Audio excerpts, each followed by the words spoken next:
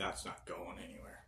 Hello and welcome to RC Custom Creations. In tonight's video, I'm going to review a set of these ratchet straps that you can purchase off of the internet.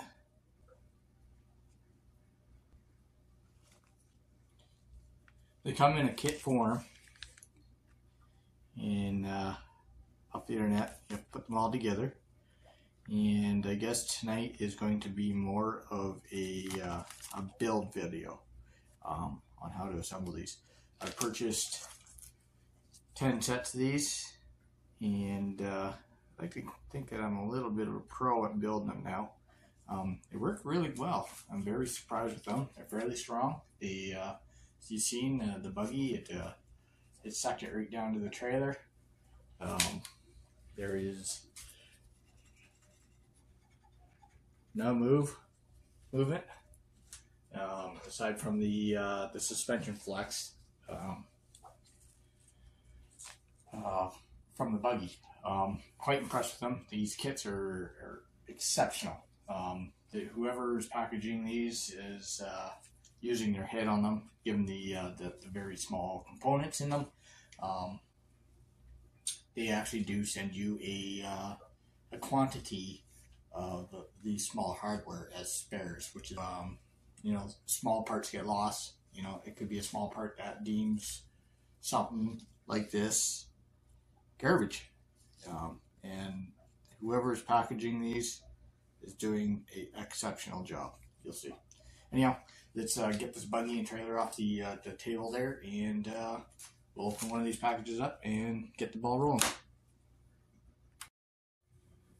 So as you can see on the table, I have I got the pre-packaged ratchet straps. I have a set of side cutters, a set of flat nose pliers. These ones are serrated, but if you have a flat nose, like a flat jaw, that probably works better. A sharp flathead screwdriver, a measuring device. You will have to measure a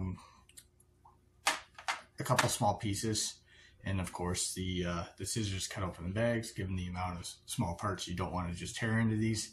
And then a tray. The tray comes in handy for working over, and if you drop a small piece, then it lands in your tray and doesn't ruin your day.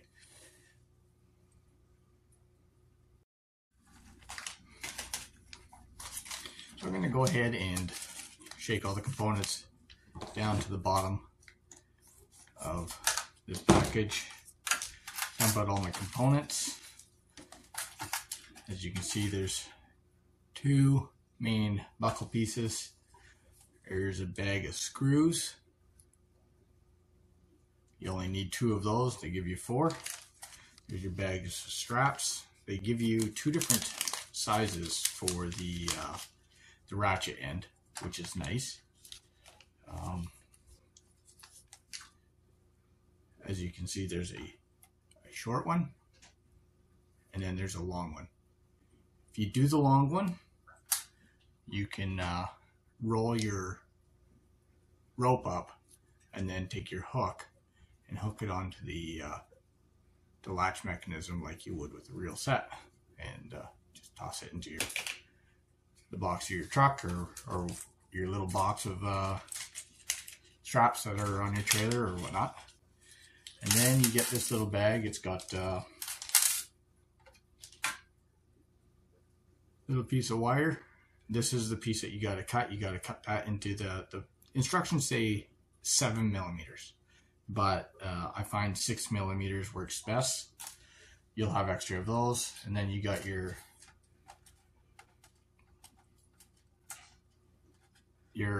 half rounds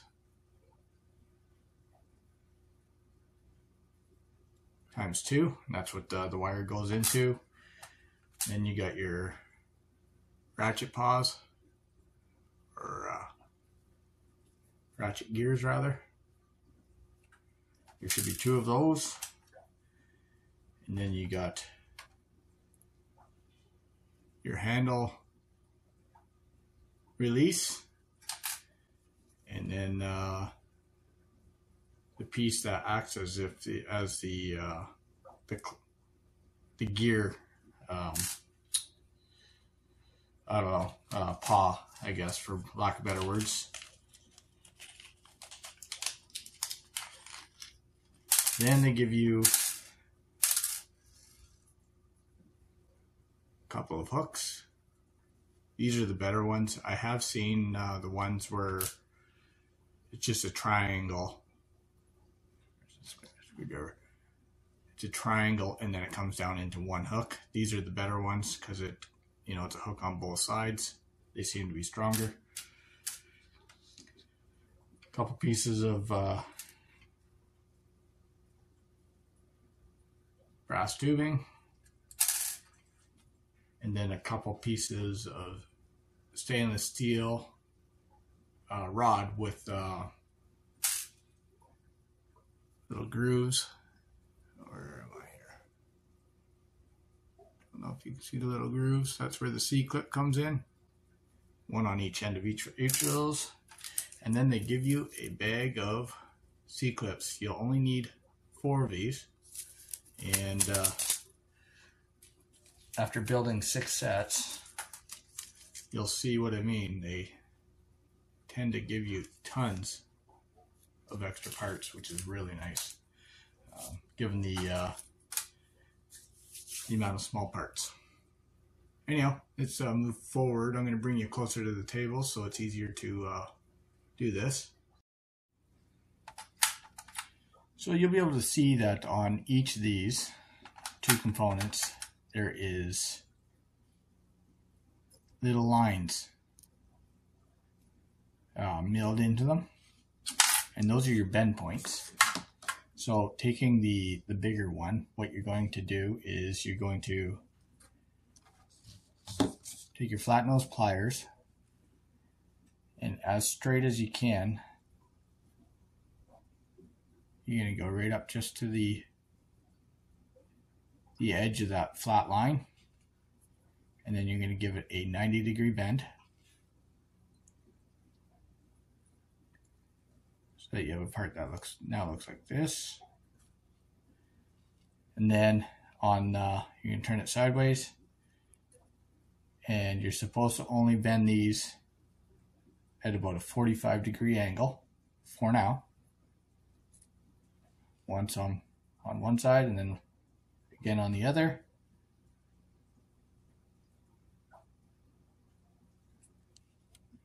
And then you set that one to the side. Grab the smaller one, and then you'll see 3 folds on this one.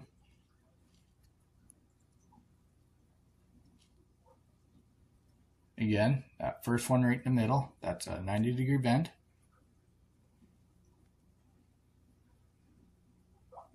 So you can see. And then again, the sides are going to be 45 inward.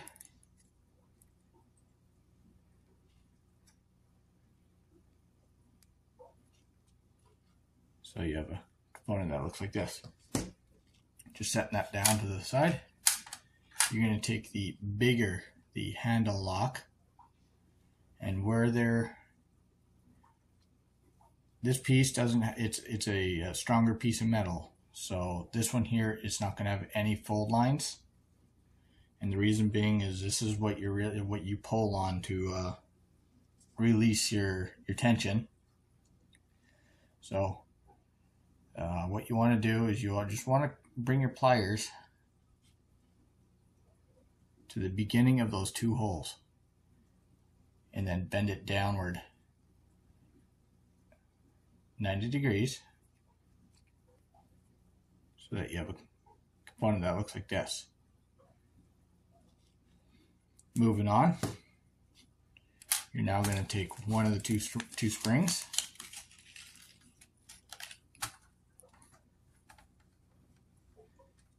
chase it all over the table, and then you're going to want to take it and insert your spring onto that little finger there.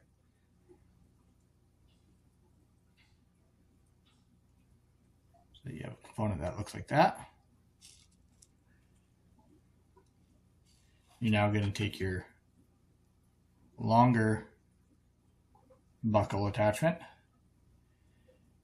and with the big handle, the top side on the way I'm showing it to you, you're going to flip that downward. So you're orientating it towards the bottom. You're just going to take that finger and pull it through and pull it tight, and then back it off just a little bit, and then start folding things in.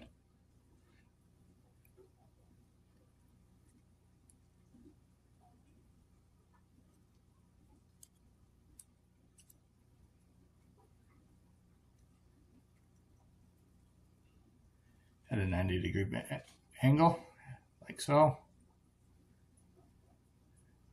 And then, as you can see, it doesn't move very far. It doesn't have to. But there's your lock itself. We're going to set that part down to the side for now. We're going to grab one more spring and then put it on this finger,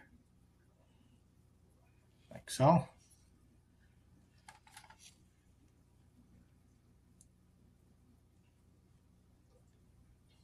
And then you're going to want to put it in through that hole there.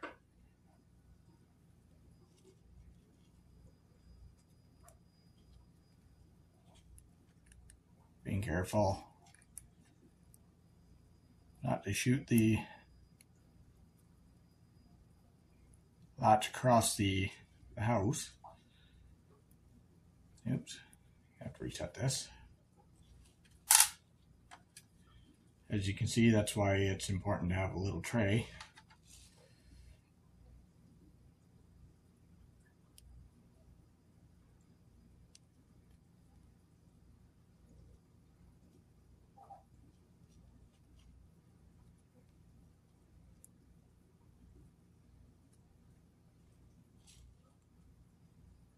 And folding everything in 90 degrees from one another so that everything's all parallel,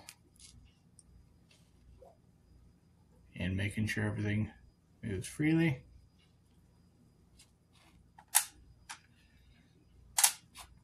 So now we have the two sub-assemblies completed.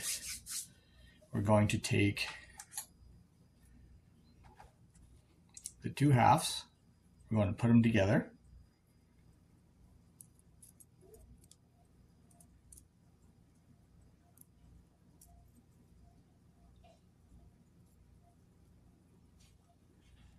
And you're going to want to have it situated so that the big half is on the top, the small half is on the bottom. And then you're going to want to take your gears. Now, it's important to pay attention to what orientation you're putting these in. This is the correct way if you're building it the way I am, with the big piece on the top, small piece on the bottom. You want that ratcheting mechanism so that the flats are facing to my left. And you're going to slip the first piece in between the outside and the inside. Line it up with the hole. And then here you're going to take one of your half rounds, the half round, I guess, flat bar. You're going to poke it in the hole, like so. You're going to come in with your second one and poke it in the hole. And there's only one way you can put these in. You know, if you're put them in the wrong way, everything's going to bind, and I imagine it's going to be pretty hard to get them in anyway. Now, flipping the buckle back over again, you want to make sure your paws are the flats are to the left. This side is going to be more tricky because now you got to fight with the two bars.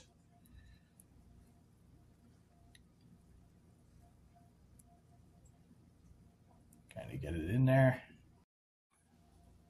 So moving forward in the build, you're going to take your two assemblies, you're going to slip them together, the small one inside the big one,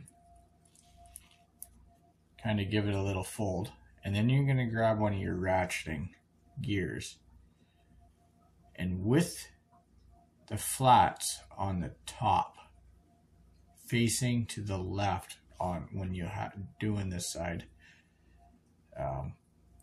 you slip that gear in between the small half and the big half. I'll be able to get the camera to focus on that. Kind of like that. And then you're going to take your first half round and slip it into the first hole of that ratcheting paw, bringing it to the other side, flipping the assembly over so that now the big side of the ratchet itself is on the bottom. You're not going to stick that half round all the way through quite yet, because you're going to have to take your second ratcheting paw, or gear rather, I don't know why I keep calling it a paw, and this time you want the flats facing to the left on the bottom. Slipping that in between the two halves again. You're now going to take the half round and kind of pokes it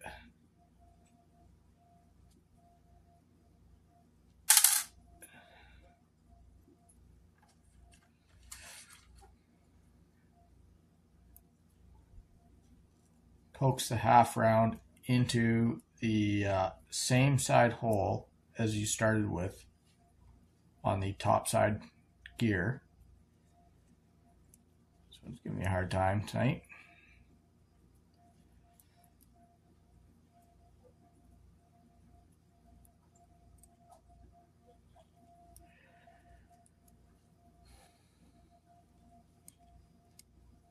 Okay. So now I have an assembly that looks similar to that.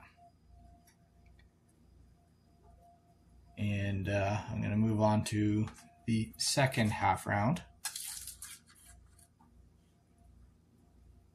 feeding it through the second hole on the gear, bringing it over to the other side, being careful not to allow the first half round to slip out, because that kind of lines things up. I can take my flathead screwdriver, try to coax the second half round into the hole. And now I have an assembly like that. Before you go any further, what you're going to want to do is okay, I'm back. Fortunately, I was able to skip from taking this completely apart. I was able to take my I don't know, I guess they're beading pliers for making necklaces, and just put it on the back side of the spring, spin it, twist it, and I got the spring back to where it's supposed to go. So as I was saying, before you go any further, what you want to do is you want to pinch the two half rounds in your fingers, and your thumb and your index finger, and make sure everything works. Give it a listen. You'll hear the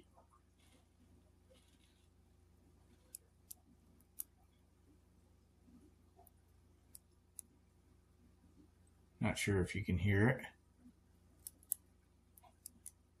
but you'll hear the ratcheting sounds, and if you hear it, then you can move on. If you don't hear it, things start to kind of bind up on you.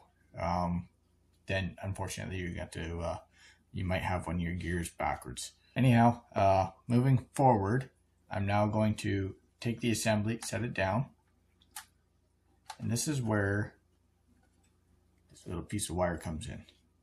You're going to want to take a ruler of some sort. In my case, it's a combination square. And I'm going to cut 2 pieces at 6 millimeters. Again, the instructions call for 7 millimeters. And when I say instructions, I mean the instructions that you will find by scanning that barcode. I found it didn't really work all that well for me, which is why I'm doing this video.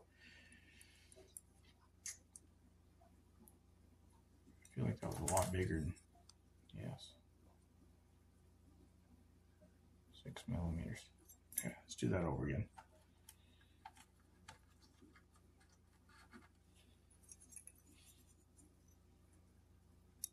So you're going to want 2 of these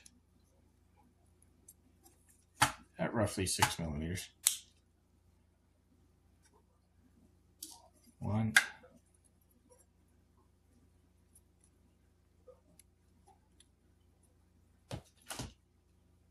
2, and then of course you'll have some extra. Get rid of that. Taking your first one. On those half rounds, you'll see 2 little holes.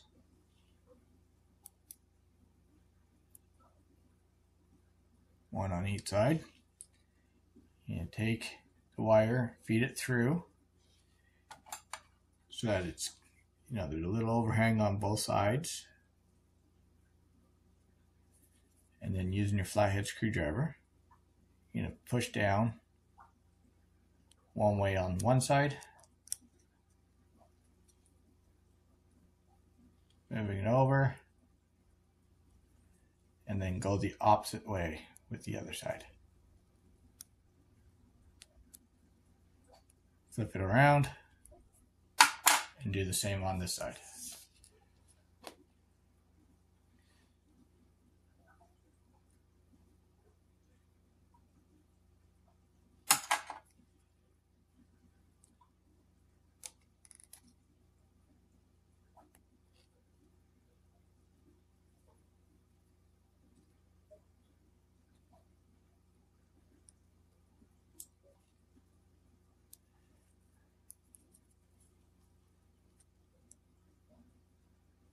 Sorry that this video is getting a little blurry on some of these shots. It's just where the parts are so darn small, it's next to impossible to get the camera to focus. So anyhow, you will have 2 sides with a little S, as you would on the real things. Double checking to make sure everything still works.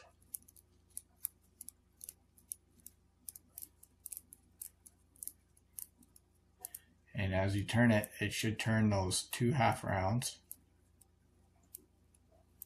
as mine is. Moving forward, you will now take your pliers, and you're going to bend, you're going to take the longer half, the outside half, and bend it out. I wouldn't say at a 45-degree angle, but outward. So you have something that looks like that.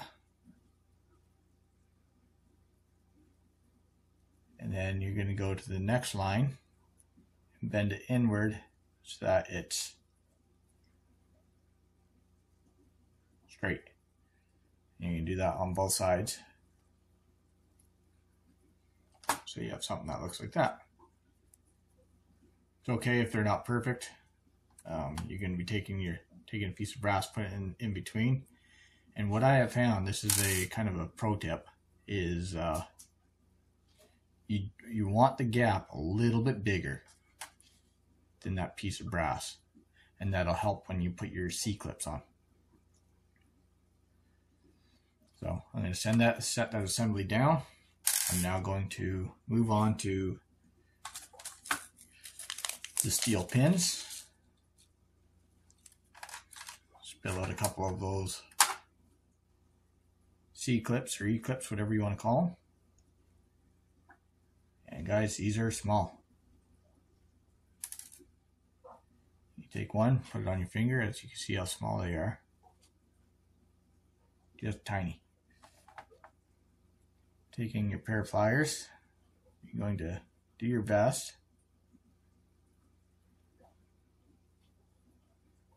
to grip it so that you're not covering the hole. And you can take your first one, line it up with the gap or with the groove.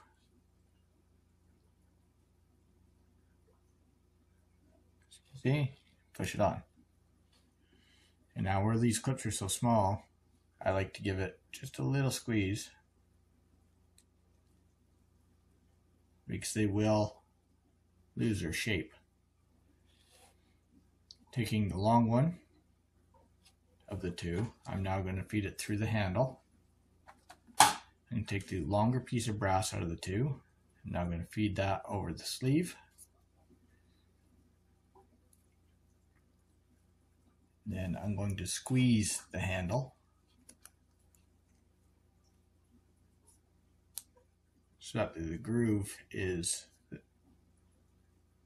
on the outside. I'm going to take another one of these clips, and then I'm just going to kind of rest it. Try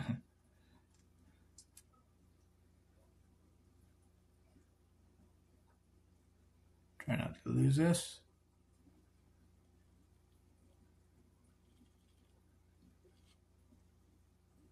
Like that onto the handle.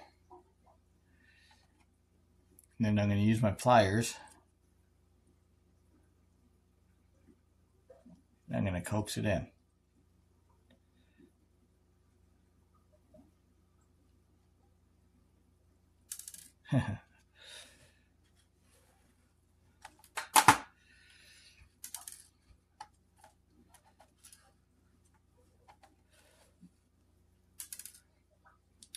Might have to do this off camera there, guys.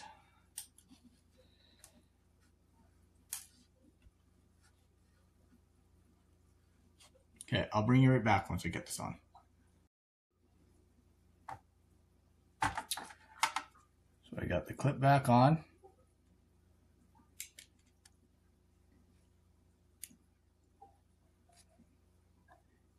After giving it a little squeeze, as you can see, focus, it's now in place. And like I did on the first one, I'm going to give it just a little squeeze. Being careful just to grab the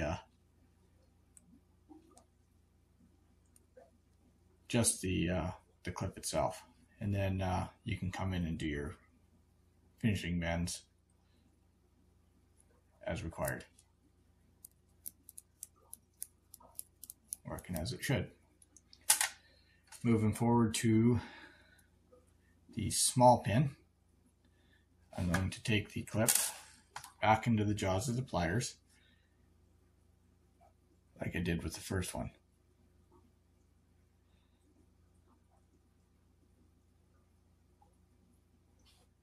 And this is where the flat jaw pliers would come in real handy. Mine are serrated, so they kind of don't squeeze as tight as they could.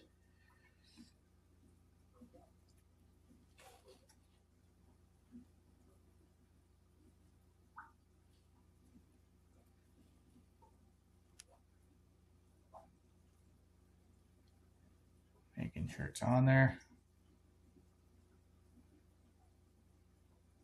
Give it a squeeze.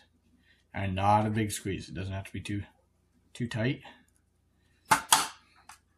Taking the small piece of brass now. Putting that into, oops. This is where you're going to want to make up your mind whether you want a short strap. This one, for whatever reason, they already put a hook on it, which is nice. They sent an extra one. Or you can go with the long strap. I've already got 6 long ones. I think I'll make one more short one. You know, give myself a little bit of variety, but you know, you do whatever you like. The only thing I don't like about using the short ones is you can't ball them up, roll them up nicely. So they're always kind of be a mess. So moving on to the clip.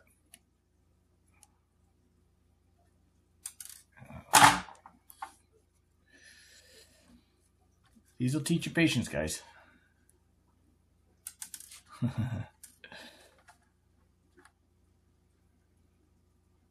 Again, easiest just to rest the clip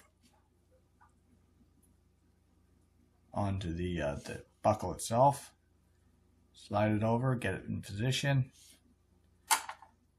and then carefully using your pliers, push it on.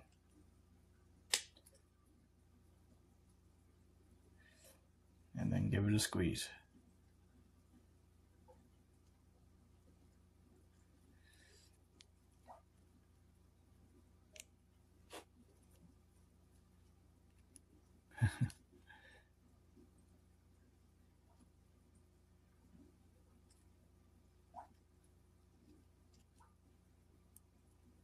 All right, I think I got her there. So I will now have my ratchet assembly like that. And if you don't have a hook on yours already, what I have found really helps is if you take your flat blade screwdriver, come in the back side, figure out which way you want it. Me, I like to have the hooks facing down. You can have them hooking up, but I'm going to have them hooking down. And then I'm just going to push it on.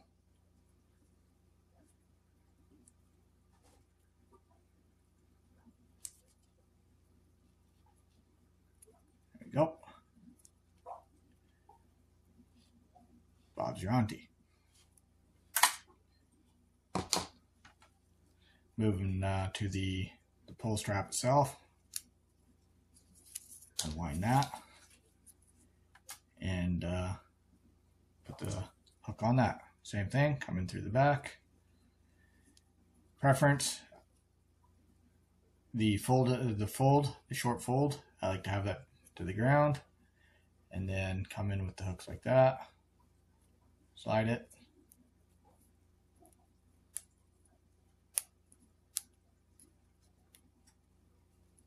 And there you go. We got a finished strap and a finished buckle. Again with the hook facing down. Situate the strap in the correct manner. Going to rotate my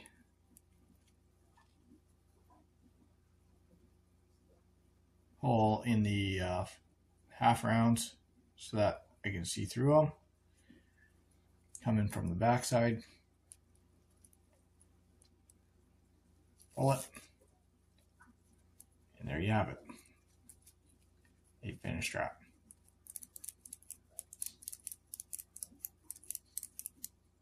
Perfect. And then these do lock when they're fully down, as you can see. Doesn't really let go, and the reason being is on the bottom side right there is a little tip. If you don't like the lock, just cut those off and then you're free to go. Me, I like it that they lock. This way they can't mess up your load. Anyhow, if you found this video helpful compared to the instructions, picture instruction book that's available on the internet, give me the thumbs up. If you feel this video is worth sharing, please share it. And if you haven't already subscribed to my channel, please feel free to do so. I got some few trucks under the Christmas tree there for this year. That I've been tipped off to. Not sure what they are. One's I guess one's a TRX4 Mini. Not sure what I'm going to do with that yet. I got a gas-powered boat that I plan on putting together, and many other projects. So, anyhow, hopefully I'll see you see you down the road. And if you have any comments, leave them down below. And any questions, I'll definitely answer them anyway. And happy RCing. Bye for now.